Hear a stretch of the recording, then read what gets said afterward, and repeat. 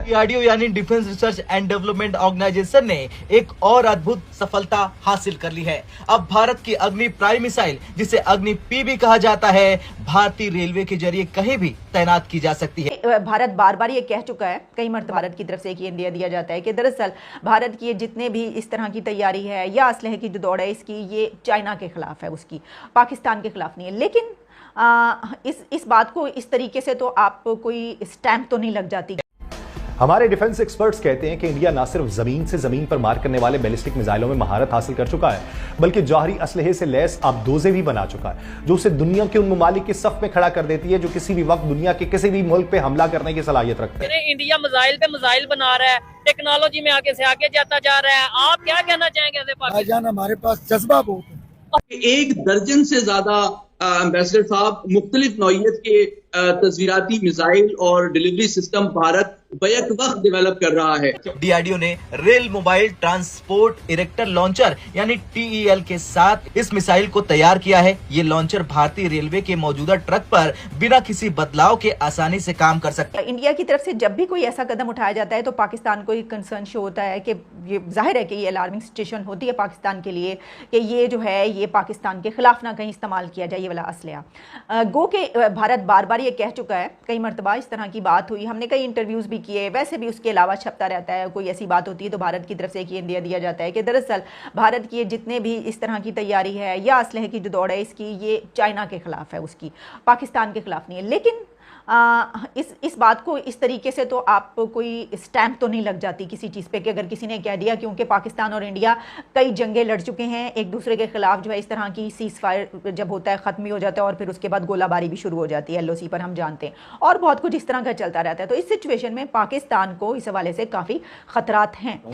हमारा जो डिफेंस है वो बहुत क्रेडिबल इस वजह से है कि वो फुल स्पेक्ट्रम के ऊपर बेस्ड है। लैंड, एयर, सी बेस्ड जो ट्रायड है वो ये इंश्योर करता है कि भारत कभी भी सरप्राइज अचीव नहीं कर सकता, वो हमें परेशान नहीं कर सकता और हमारे एटमी हथियारों पे एक प्रीएम्प्टिव स्ट्राइक उसकी कामयाब नहीं हो सकती।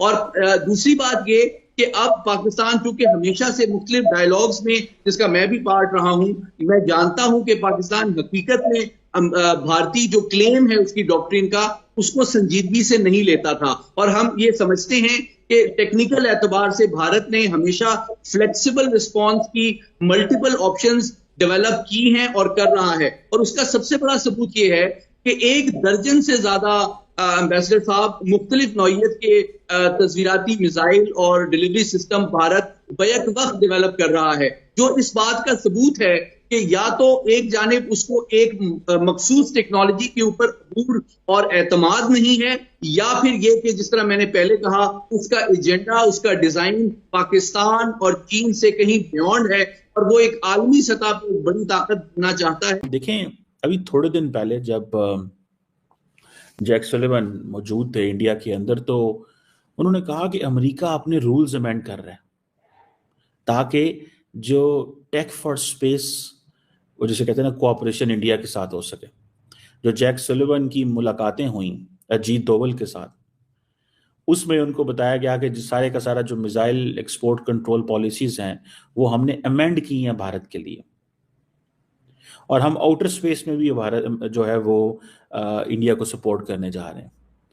तो आप इससे थोड़ा सा अंदाजा लगाइए। और पर्टिकुलरली जो व्हाइट हाउस की जो स्टेटमेंट आई थी, उस स्टेटमेंट में उन्होंने ये कहा था कि जो बाइडेन एडमिनिस्ट्रेशन है वो जो US missile export control policies हैं under the missile technology control regime, वो अब बूस्ट करेंगी, हेल्प करेंगी US commercial space cooperation between India and the US.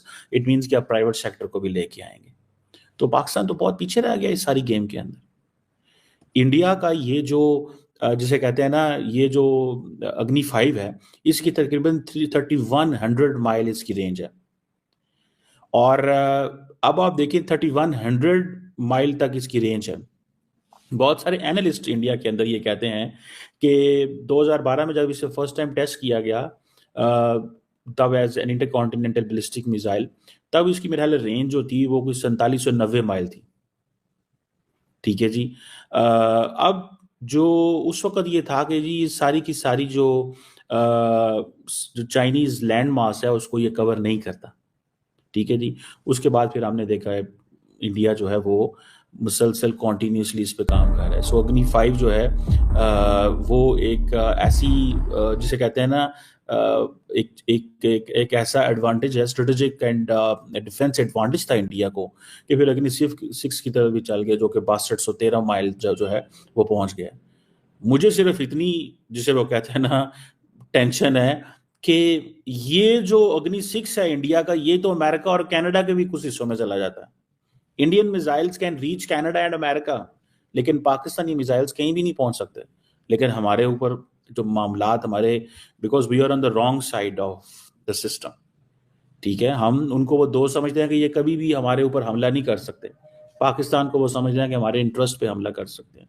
सो ये जो मिसाइल के हवाले से, मिसाइल प्रोग्राम के हवाले से जो जैक सुलेवान ने जो सारे का सारा हर चीज ही उनको दे दी है, ठीक है जी।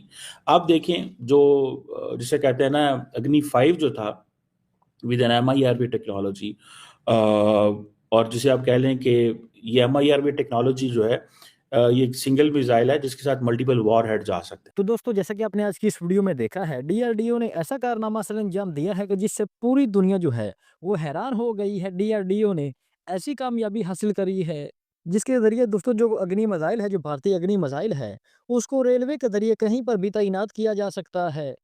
तो दोस्तों, इसके अलावा भी डीआरडीओ ने पिछले कई सालों से भारतीय डिफेंस सिस्टम को मजबूत करने के हवाले से कई कामयाबियां सर अंजाम दी हैं, कई कामयाब तजर्बे किए हैं, जिससे जो भारतीय डिफेंस सिस्टम है वो मजबूत हुआ है, जिसकी सबसे बड़ी मिसाल अग्नि मिसाइल आपके सामने है।